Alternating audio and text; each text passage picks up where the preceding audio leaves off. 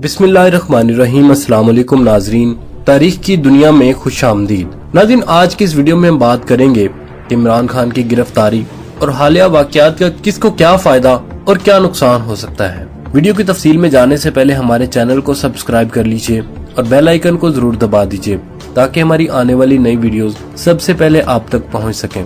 नाज़रीन, साबिक वजीर आज़म इमरान खान को मंगल के रोज इस्लामाबाद हाई कोर्ट के अहाता से गिरफ्तार करने की देर थी कि मुल्क के मुख्तलिफ शहरों में एहतजाज और मुजाहरों का सिलसिला फूट पड़ा। गुज़िश्ता 2 दिनों के दौरान मुजाहिरीन ने सरकारी और निजी इमलाक को नुकसान पहुँचाया है, जबकि जलाओ गिराव के वाक़यात भी पेश आए हैं। इन वाक़यात के बाद पुलिस ने अमन के खदशात के पेश नज़र तहरीक इंसाफ की मरकजी क़यादत बशमूल शाह महमूद कुरैशी, असद उमर, फवाद चौधरी समेत सैकड़ों कारकुनों को हिरासत में ले लिया।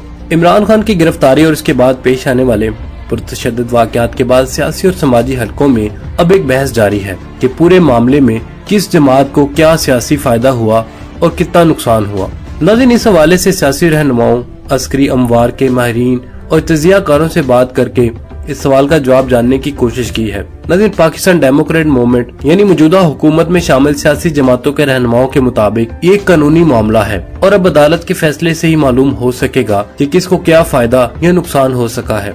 पाकिस्तान मुस्लिम लीग नून से ताल्लुक रखने वाली सीनियर नजर सदीक ने बताया कि जब कोई भी शख्स बशमूल सियासी रहनुमाओं किसी मुकदमे में तहकीकात के लिए मतलूब होता है तो कानून यही कहता है कि उसे गिरफ्तार किया जाए और तहकीकात की जाए। इससे कतई नजर नहीं कि इस पूरे मामले में किसी का सियासी फायदा या नुकसान हो। इनके मुताबिक इमरान खान एक सियासी लीडर हैं और इनकी गिरफ्तारी पर रद्द-ए-अमल तो आना था, मगर किसी फायदा या नुकसान होगा इसका इन्हिसार इस नैब केस के नतीजे पर मुनहसर है। नाज़रीन, पाकिस्तान पीपल पार्टी के रहनुमा हसन मुर्तजा ने बताया इसमें हुकूमत का किसी किस्म का अमल दखल नहीं है। इनके मुताबिक इमरान खान करप्शन के एक मुकदमे में गिरफ्तार हुए हैं जिससे हुकूमत का कोई लेना देना नहीं। हसन मुर्तजा के मुताबिक जिस तरह तहरीक इंसाफ ने एहतजाज किया इससे सबको पता चल गया कि इस जमात के कारकुनान किस कदर पुरतशद्दुद हैं। तहरीक इंसाफ के वाइस चेयरमैन शाह महमूद कुरैशी ने बताया कि पुरतशद्दुद मुजाहरों में इनकी पार्टी के अरकान मुलव्वस नहीं थे, बल्कि ये सब तहरीक इंसाफ के खिलाफ एक साजिश के तहत किया गया ताकि इसका मलबा इमरान खान और तहरीक इंसाफ पर डाला जा सके और इस जमात को सियासी तौर पर नुकसान पहुंचाया जा सके। नाज़रीन, शाह महमूद कुरैशी के मुताबिक उन्होंने अपने कारकुनान को यह वाज़ेह अल्फाज में कहा कि वो एहतजाज जरूर करें मगर पुरअमन रहें ताकि हुकूमत को इनके खिलाफ कार्रवाई करने का कोई बहाना ना मिल सके। नाज़रीन, इमरान खान की गिरफ्तारी से फायदा या नुकसान के मुतालिक जवाब में तहरीक इंसाफ के वाइस चेयरमैन का कहना था कि हुक्मरानों ने मुल्क को मजीद सियासी अदम इस्तेहकाम की तरफ धकेल दिया है। इनके मुताबिक मुल्क में माशी बहरान है, महंगाई और बेरोजगारी है, तो ऐसे में इमरान खान की गिरफ्तारी सियासी नादानी के सिवा कुछ नहीं है। ख्याल रहे कि शाह महमूद कुरैशी इस 7 रुकनी कमेटी के भी चेयरमैन है जो इमरान खान की गैर मौजूदगी में पार्टी के अमूर संभाले हुए थी। तमाम इस कमेटी के बेशतर अरकान को भी गिरफ्तार कर लिया गया है। Lieutenant general retired Talat Masood ने बताया कि इस पूरे मामले में बड़ा नुकसान फौज और मुल्क का हुआ है। इनके मुताबिक पहली बार अवाम GHQ और फौजी रिहाइश गाहों में दाखिल हुई। जिस वक्त तक फौज सियासत में मुदाखलत करती रहेगी तो बहरान मजीद बुरी सूरत हाल इख्तियार करेंगे। नाज़रीन, तजियाकार नसीम ज़हरा का कहना है कि जो कुछ गुज़िश्ता 2 दिनों में हुआ इसके बाद अब तहरीक इंसाफ एहतसाब अदालतों से निकलकर दहशतगर्दी के मुकदमात का सामना करेगी। इनके मुताबिक इमरान खान की गिरफ्तारी एक पेचीदा मामला बनकर रह गई है क्योंकि एक तरफ इलेक्शन से कबल इमरान खान को हर सूरत इंतखाबी दौड़ से बाहर करने की कोशिश जारी है, तो दूसरी तरफ खुद इमरान खान फौज और ISI के खिलाफ एक सख्त मौक़िफ़ इख्तियार किए हुए हैं। ताम नसीम ज़ारा का कहना है कि गुज़िश्ता हुकूमत में भी सियासी रहनुमाओं को ऐसे मुकदमात में गिरफ्तार किया गया था और इस वक्त इमरान खान का मौक़िफ़ यही था कि अदालतों का सामना करें। सहाफ़ी हामिद मीर का कहना है कि तहरीक इंसाफ के कारकुनान ने इमरान खान की गिरफ्तारी के बाद रद्द-ए-अमल दिया है, वो तरीकाकार ठीक नहीं था। इनके मुताबिक इसका सबसे ज्यादा नुकसान इमरान खान को होगा क्योंकि जो हुआ वो सियासी रद्द-ए-अमल नहीं था। लेकिन इनके मुताबिक तहरीक इंसाफ के कारकुनान कितने रोज तक GHQ और कोर कमांडर के घर को नजर आतिश कर सकते हैं।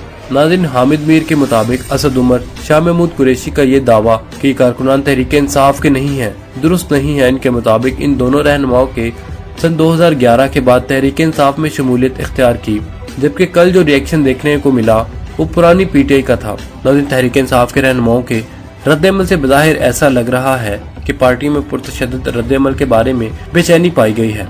पाकिस्तान तहरीक इंसाफ के रहनुमा फवाद चौधरी ने इमरान खान की गिरफ्तारी के खिलाफ सुप्रीम कोर्ट में दरख्वास्त दायर करने के बाद मीडिया से गुफ्तगू करते हुए कहा था कि मंगल को इस्लामाबाद हाई कोर्ट में इंटरनेट सर्विस मुअत्तल कर दी गई, जिसकी वजह से क़यादत का कारकुनान से राब्ता कट गया।